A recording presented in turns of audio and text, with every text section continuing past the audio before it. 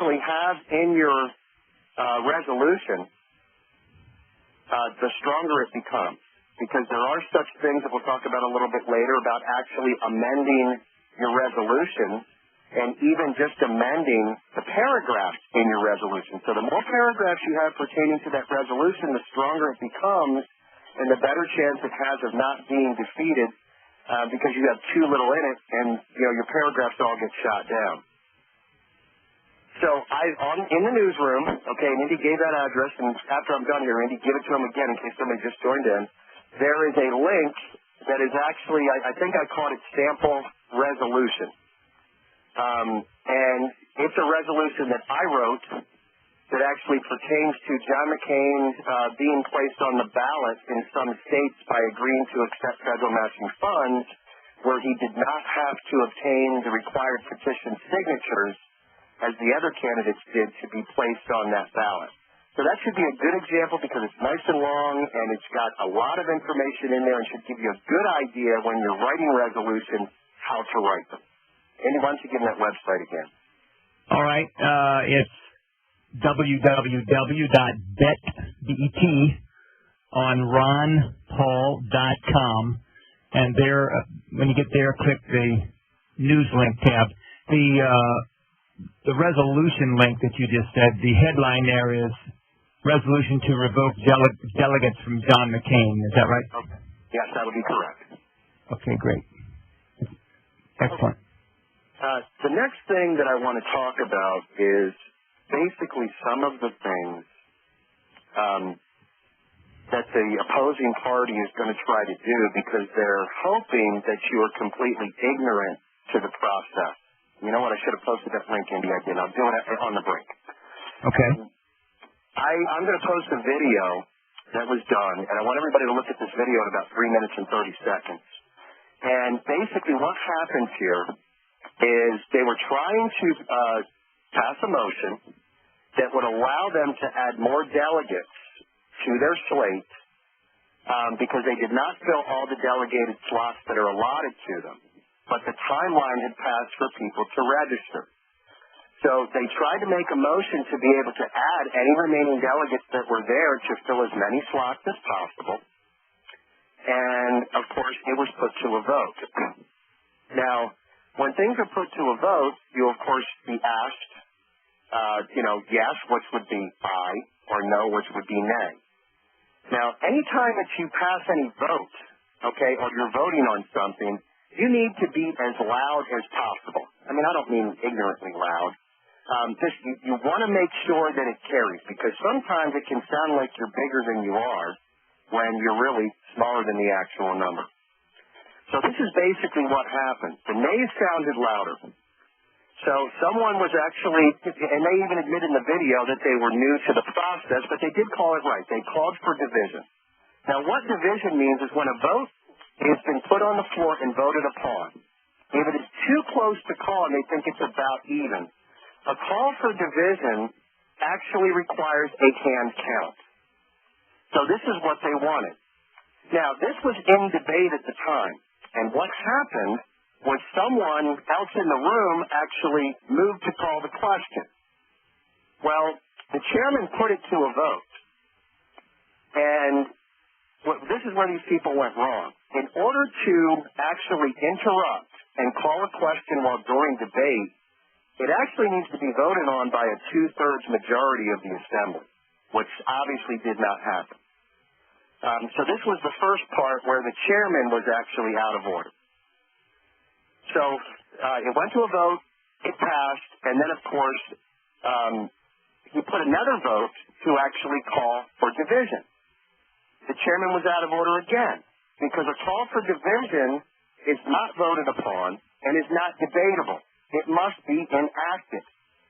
And what ended up happening was the same thing that they were just trying to defeat, which the nays won because they did not get the actual count of the vote to see if they could get their motion passed, and it actually cost them being able to add more delegates to their slate. So I don't want people to make these mistakes, and that's why we're going to go over some of this stuff today. Indy, I'm going to break there in case you want to say anything. Hello? I just want to say that there's about 4 minutes left in this segment, Steve, and that you're doing a great job, and I'm really glad you're doing this. Okay, all right, that's fine. And I'll just keep going. You just let me know when we're at about 30 seconds, and then we'll stop there. Okay, cool. Okay, so in this particular instance, folks, the proper procedure of that would have been was for someone to rise and say, Mr. Chairman, I call for point of order. The chairman would then address that person. And by the way, you can call for a point of order at any time, even when somebody has the floor and there's debate on the floor. That is not a debatable issue and must be enacted immediately.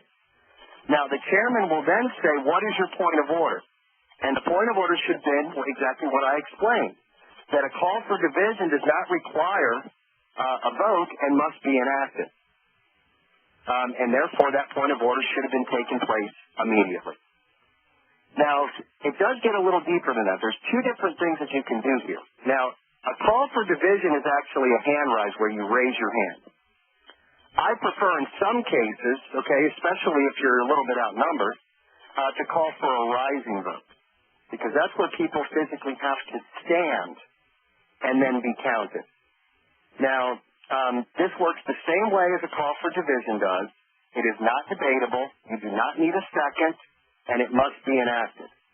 But this is the key word that you need to ask for here when you're actually either calling for division or you're actually calling for a rising vote.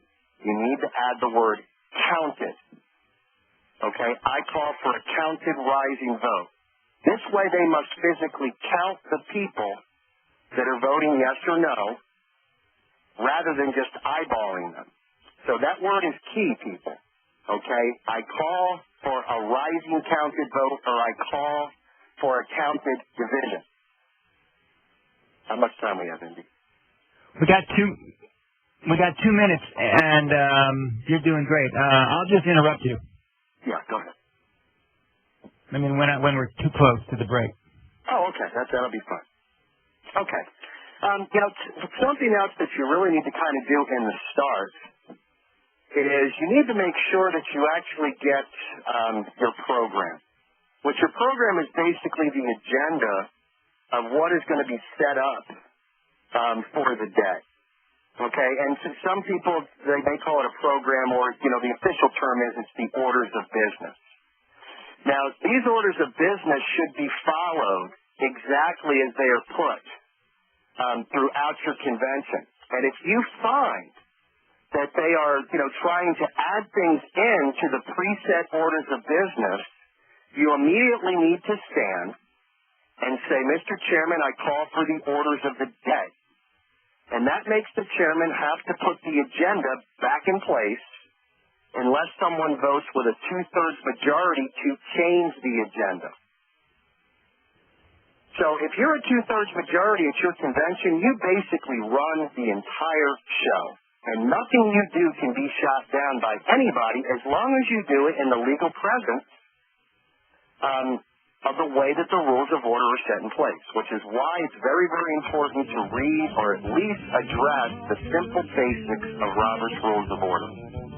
Excellent. That's an excellent place for me to come in and say, wow, folks, stay tuned. I can feel the power in what we're learning today. DrSteveParent is with us. He's going to be with us for an hour of this kind of workshop, and then we'll take your calls in the second hour. Don't go away. Welcome to the Ron Paul Revolution. You are a part of history in the making. Ron Paul Revolution Radio. Ron Paul Revolution Radio. RPRradio.com. Is America's ultimate source of news, information, and all things Ron Paul. You don't have to be a spectator anymore, as the mainstream media puts forth their hand-picked corporate candidates who truly clearly don't have your best interest in mind. Ron Paul Revolution Radio is your meeting place to support Ron Paul's fight to stop the illegal war, national ID card, and the blatant destruction of your constitutional rights. Visit our website at rprradio.com for the latest Ron Paul campaign information, videos, and live breaking news. Tell everyone you know to go to rprradio.com. Ron Paul Revolution.